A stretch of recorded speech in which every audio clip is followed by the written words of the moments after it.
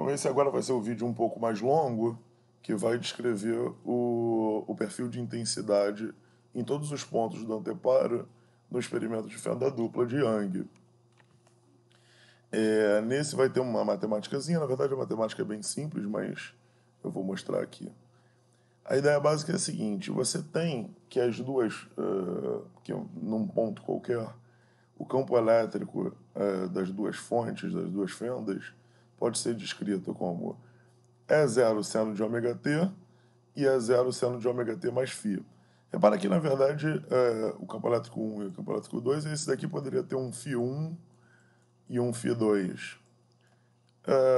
Isso não deve fazer diferença na intensidade, que vai ser uma espécie de média temporal desses dois. Então, média temporal desses campos elétricos. Então, o que vai fazer diferença mesmo é a diferença de fase entre 1 e 2. Então, eu vou tomar φ1 igual a zero e só carregar a informação sobre a fase da fenda 2. Essa fase, no fundo, está associada àquele atraso ΔL que uma fenda tem com relação à outra, que é dada por D seno θ. Né? Então,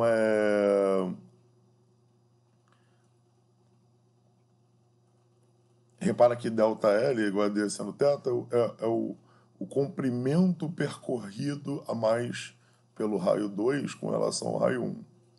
Então, a fase que você ganhou, o atraso de fase, vai ser esse comprimento, que é D seno θ, dividido por lambda. Então, D seno θ dividido por lambda é o pedaço da onda que passou, né? É o quanto que ela andou a mais, dividido por quanto seria um comprimento de onda inteiro, completo.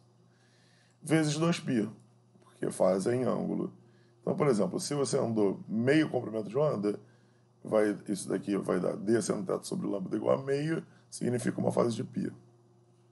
Se você andou 1/3 de comprimento de onda, vai dar 2/3 de π para a diferença de fase. O que eu vou mostrar para vocês é que, como função dessa diferença de fase, e consequentemente como função do seno de θ, a intensidade num ponto qualquer é 4 vezes I0. I0 é a intensidade na ausência de interferência, ou também pode ser pensado como a intensidade de cada campo separadamente, né? A intensidade de uma única fenda, vezes o cosseno ao quadrado de φ sobre 2. A matemática para isso eu vou chegar num instante. Mas antes vamos dar uma olhada como é que fica aqui. Então, a intensidade no anteparo vai ser uma função oscilatória cujo máximo é 4 vezes o máximo de intensidade de uma única fonte, né?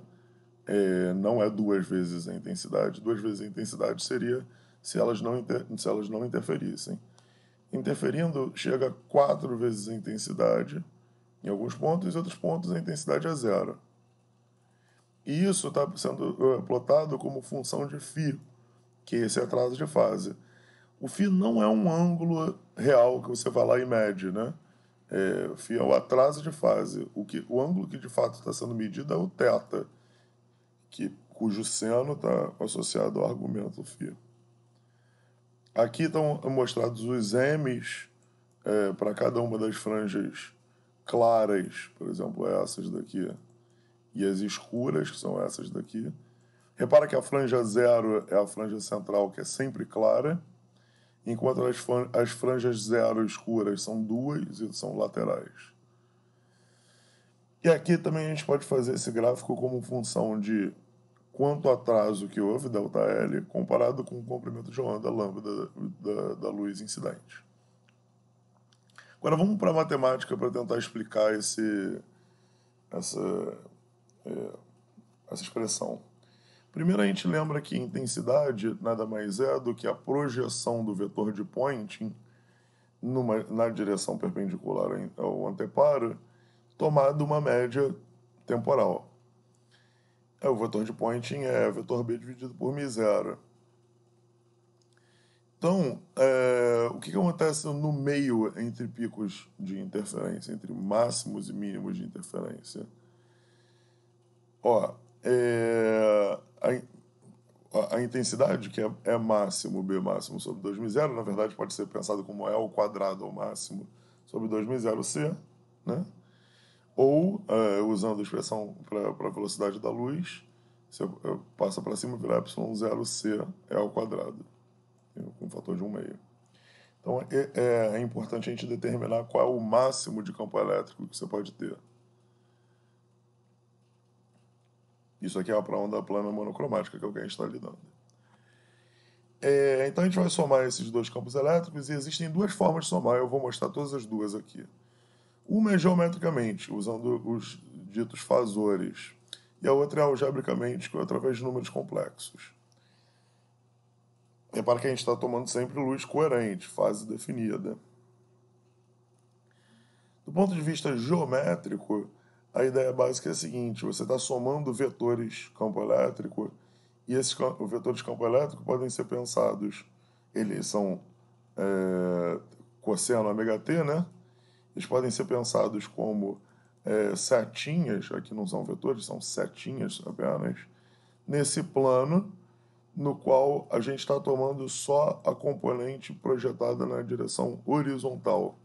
Isso aqui pode ser pensado como uma parte real do vetor campo elétrico complexo, né? Aqui seria a parte real e aqui a parte imaginária, e a gente estaria olhando aqui para o plano complexo, o plano de Argand-Gauss.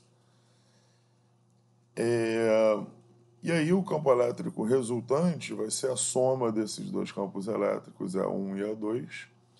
O E1 é um vetorzinho aqui cuja fase é só o ômega t. O E2 é a mesma coisa, a mesma fase ômega t, mais uma fase φ.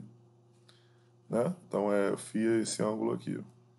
E a ideia é calcular esse EP a partir dessas propriedades. Repara que, conforme o tempo passa, rigidamente esse triângulo anda para lá no sentido contra o relógio, né?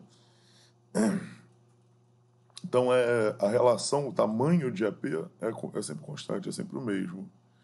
E a gente pode obter pelo fato de que, por exemplo, se aqui é φ, esse ângulo interno ao triângulo é π menos φ. E aí a gente pode usar, por exemplo, o fato de que essa amplitude, esse módulo dos campos elétricos é igual no 1 e no 2, né? De modo que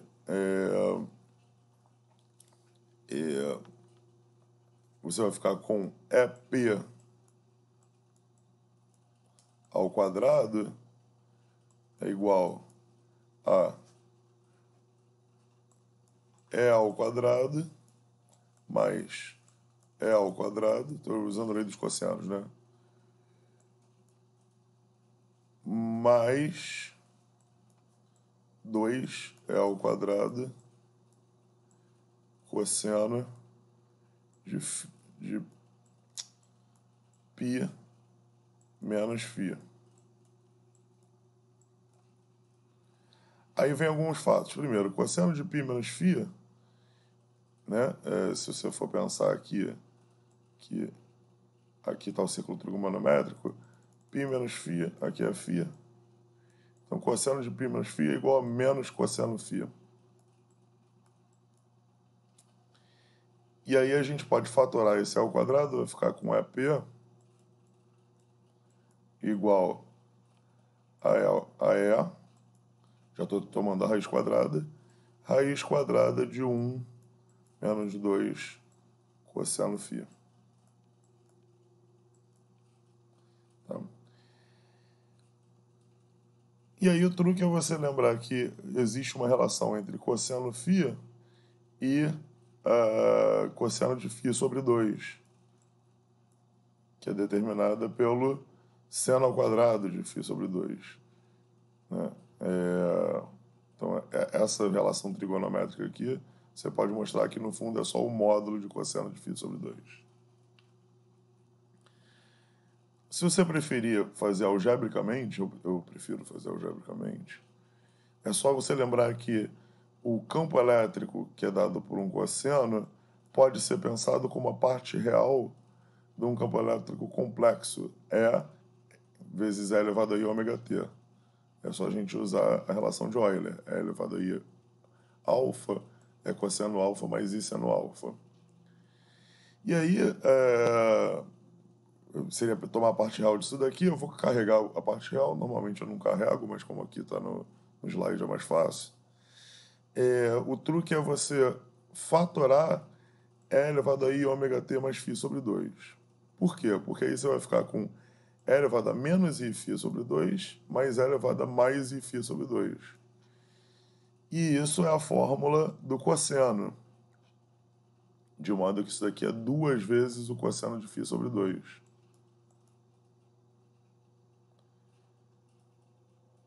Lembrando que a gente tem que tomar a parte real, você fica com um campo elétrico cosseno de um ângulo que varia com o tempo, vezes cosseno de φ sobre 2. Então, mais uma vez, a amplitude AP é dada por 2E cosseno de φ sobre 2. A intensidade vai com o quadrado do campo elétrico máximo, né? Então, esse camarada vai aparecer ao quadrado, você vai ficar com o cosseno ao quadrado, que era exatamente o que a gente tinha, né? É uma função I é igual a I0 cosseno ao quadrado de φ sobre 2. Mas tinha ainda um fator de 4, né? E o fator de 4 vem desse 2 aqui que aparece, né? Então você fica com 4 aqui. E aí dá origem a esses máximos e mínimos, mas entre um máximo e mínimo você tem uma gradação aqui do campo elétrico, ou da intensidade.